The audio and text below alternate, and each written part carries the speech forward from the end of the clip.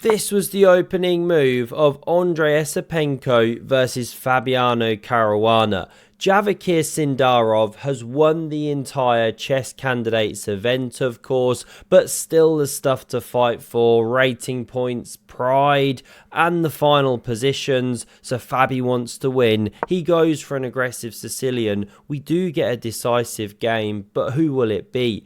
Then I'm going to show you Giri versus Bluebaum, also bloodshed. The other two games were fairly quick draws, especially the Javikir one. Let's check this out here. Final round in Cyprus. We must say with a heavy heart, it's been fun. Najdorf on the board now. These are some of the many moves available to white. There's a whole list of 20, but this one's played in this game. Bit of a sideline.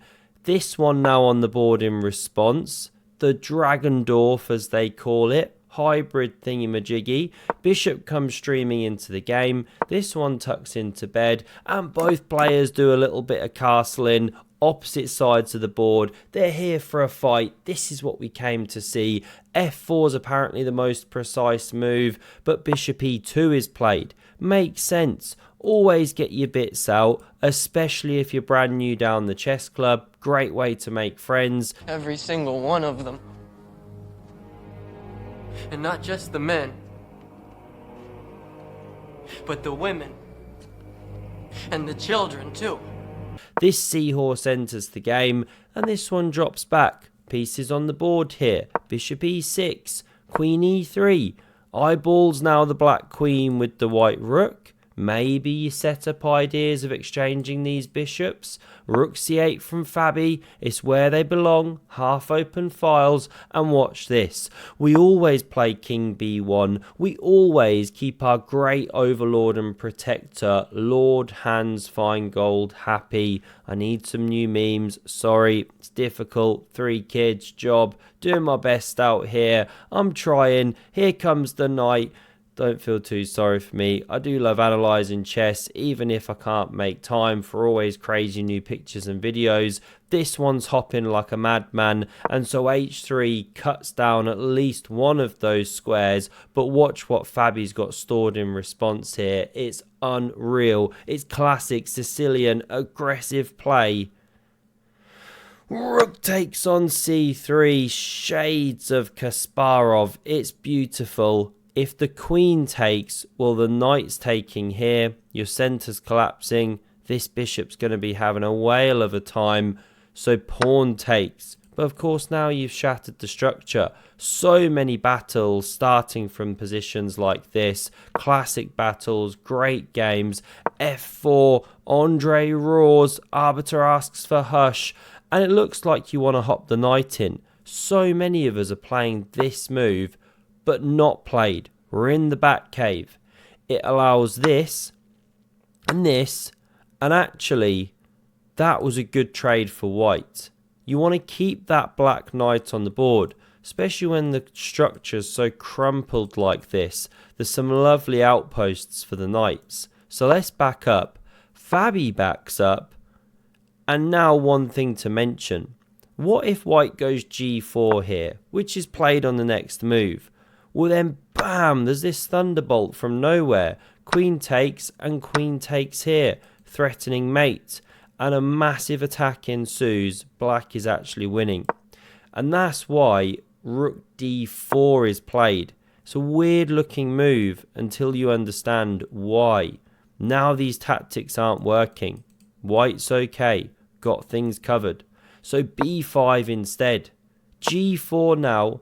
The knight rotates around, and because of the inversion of the move order of the knight into c4, it allows the bishop into c4. Really classic positional understanding from Fabi. What a monster this octopus is. Queen backs up, bit of defense, bit of attack potentially. a5, this bishop retreats all the way to c1, I guess to defend the king. Maybe free up the pawns to rumble one day. But the black attack is coming faster here. Fabi doesn't even want to win this exchange when it's offered. He just brings more pieces to the party, attacking with the whole army. Retakes here, h5, looks really promising. But this bishop, such a defensive monster, as well as an attacker. The knight's attacked now, and where does it go? No decent jumps. You don't want to put it in the corner. Is there anything forlorner? What if you go knight d2, then there's knight a3 check, and after takes, there's this beautiful idea. You hit here twice, and you threaten to crash through here with check. So it's either losing massive material for white or a mating attack. And it renders this entire thing impossible. Knight d2. So that's why takes, saying please take, let me attack your king. Fabi's having none of it. Knight d2 we just discussed. Many lines of the top computer engine-y thingy. Great sentence. Allow black to take and just recapture with the pawn. But Andre plays e5.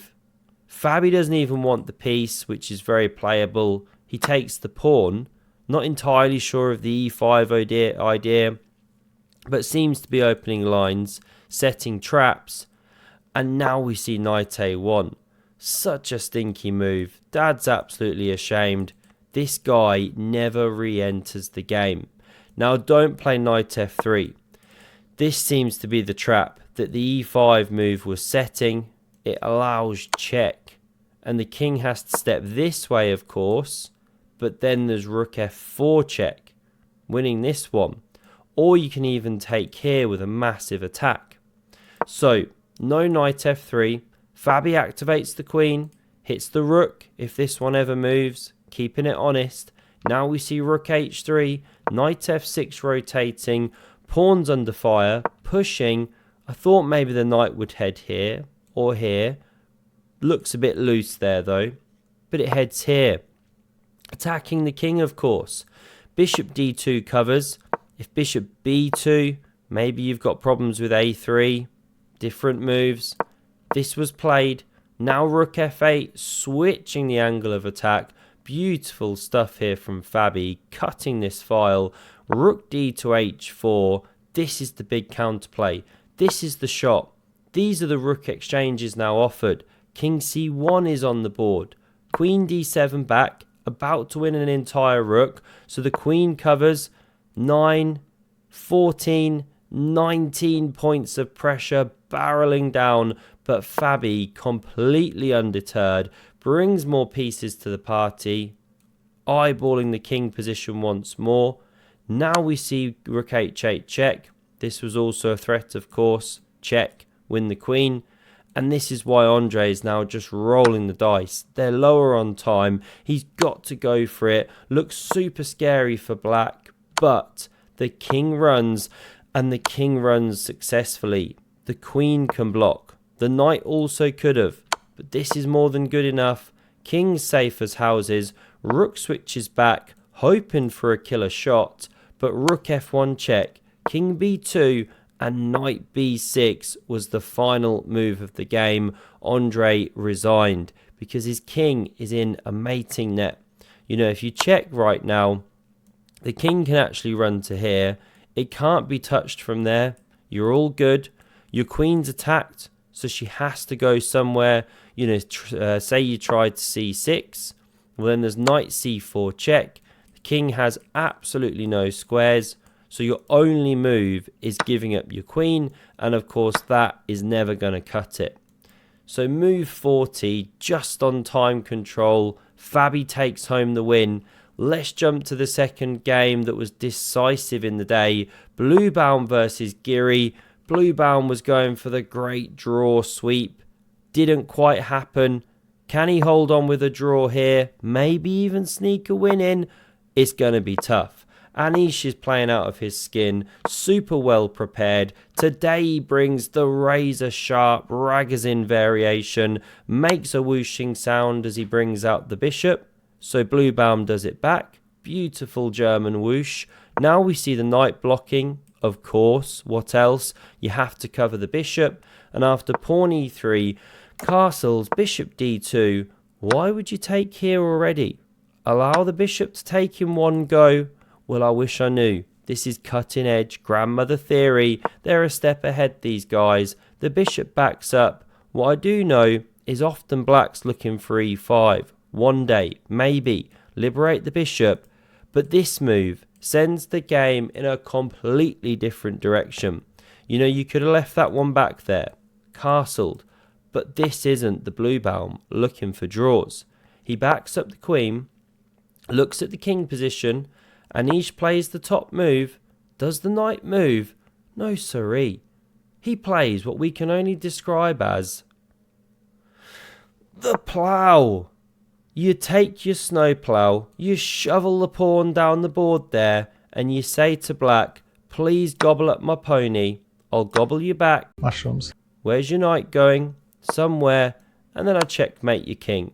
Forgot the name for this. Is it like fishing pole or something? Not too sure. Lovely jubbly. That gets the job done. Obviously Anish doesn't take. He's not a complete patser. He plays rook e8. Gives the king some running room in many lines. Now a3 gets the brilliancy. Very generous. Basically just because you're leaving a piece hanging once more. It does stop knight b4, which was very playable on the last move before rook e8. But this is the game. b5 now. Kicks back the bishop. Tucks this one in. And what do they say? Long think, wrong think. Matthias spends 42 minutes here. Doesn't find the right move. What do you think it is?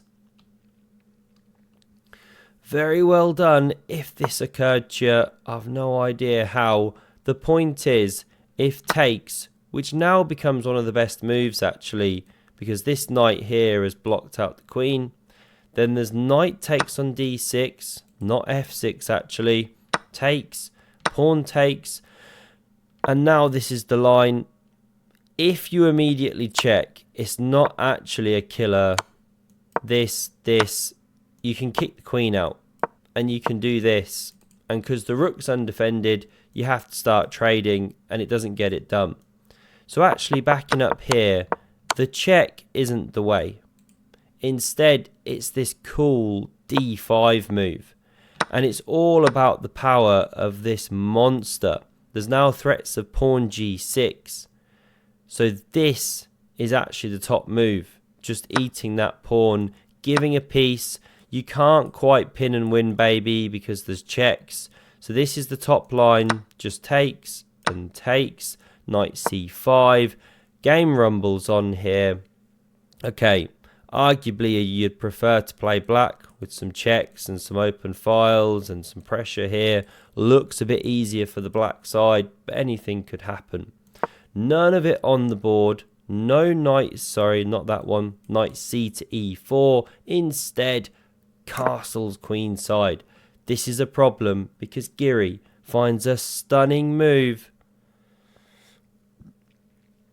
Before you can say, Anish, Giri, show us your moves. There he is. Fantastic. Now, what's the planned response? Not takes. If you do that, knight recaptures, picking up a huge tempo, hitting the bishop, c5's on the way. It's just a huge attack for black and for free. So this is the planned response of Bluebaum. You take me. This wasn't played. I take you. Actually, no, that's not the best because this is a threat to take with check. So bishop takes is best. Now you're still threatening to take. Can't take with the knight or the queen goes in. And this is actually quite a nice attack for white. Plenty of chances to trick black. So that isn't the way to go. Taking. What is the way to go is what Giri played. Truly a beautiful move. Really astute. Knight d4. I mean, bro's playing out of his skin. Really got that aura about him. Trying to learn some Gen Z words. There's a good clip of Peter Svidler and Jan Gustafsson talking in Gen Z speak for like a minute and a half. Check it out on YouTube. It's really heartwarming stuff. We see pawn takes. You can't live with that noble stallion, of course. This is the follow-up move. So you've restored the material. And white just cannot be taken with that bishop. Then black plays this. The line goes something like this. And black's killing it. It's one of those positions again where you're attacking and you haven't even had to sacrifice material. This guy's soon going to have to retreat. Then the knight comes to e4, pawn c5, rook b8. The attack plays itself, right? So, no takes. This was played. And Bluebaum is gambling on the fact that yes, you can take with check. You're actually winning a piece on the black side of things. Giri takes here. Knight takes, hits the queen. She moves. There's now discovered checks. Surely this is great. But actually, no. There's no good discovered check here. You know, if you jump to c7, saying, aha, I'll win your rook. Well, king h8, and you can't do it. You can sit there all day trying, but it won't work unless you're over the board, unless you're hustling in New York Park. Queen takes, no one notices you're in check. But this ain't that. This is the candidates in Cyprus. Not going to cut it. This doesn't work either, of course. So this was played. Now we see bishop d5, a brilliancy from Anish. Fair play to him. Takes is on the board. Now knight recaptures. And if queen takes, well, this is the point. The knight is now hanging since the bishop's line of defense was intercepted. So this one was flicked in. Let's at least get a pawn if we're going to trade the ponies. Rip open the king position. Yes, sure, that's true. But this just shuts down everything. You know, you can't really play queen f3, try and keep the pieces on. Queen a2 can come. Many other good moves. But actually it's black attacking white as opposed to the other way around. There's an extra piece at the end of the day. And the pawns just aren't mobile enough. The rooks aren't in the game enough. So this was played, but you just want to cry yourself to sleep in such a position. At the highest levels of chess, you're going to get absolutely spankled. Yes, you can defend the pawn, but only for a brief moment. It's now impossible. You know, if the rook moves, the pawn drops. If you come back here to try and defend this rook, the pawn drops. You just can't do anything. The pawn drops. If you tried f4 earlier, there were rook e3 ideas. So there were already problems, whatever you did. King d1 was tried, but after this, bam, of course, you know, takes and takes with check. But also, of course, then the pawn structure's very weak. We saw resigns. Bluebaum had had enough. He fought valiantly the whole tournament, but couldn't keep it together this game.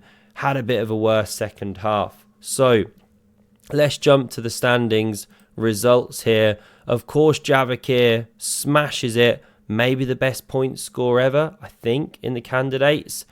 Giri, very respectable. Fabi snuck in third there, but he won't be best pleased. Not after the start he had. Wei Yi in the end, in fourth. And he didn't have a particularly great tournament. But then nor did anyone else, to be honest. Other than Javakir. Anish not far behind. And in the ladies, I don't have actually the results up in front of me here. But okay, Vaishali took it home. Absolutely fantastic for her. At least one of the brother and sister there, Pragnananda, had a great tournament. Huge moment for the family. So she's going on to face the Chinese lady. I forgot how to say her name, sorry. But she's in the final now as well against Vaishali. And Sindarov will play Gukesh. Hope you enjoyed these recaps. Thanks very much for all your support during this time, especially when I can't always get a video up. Do my best over here. Thanks a lot. I'll be back soon, maybe with some Magnus Magic. Hans Niemann. Erdemas is playing a game as well, or Dogmas, the Turkish player. Lots going on as always. Do hit subscribe and have a look at the video on screen if you want some more epic chess. Cheers.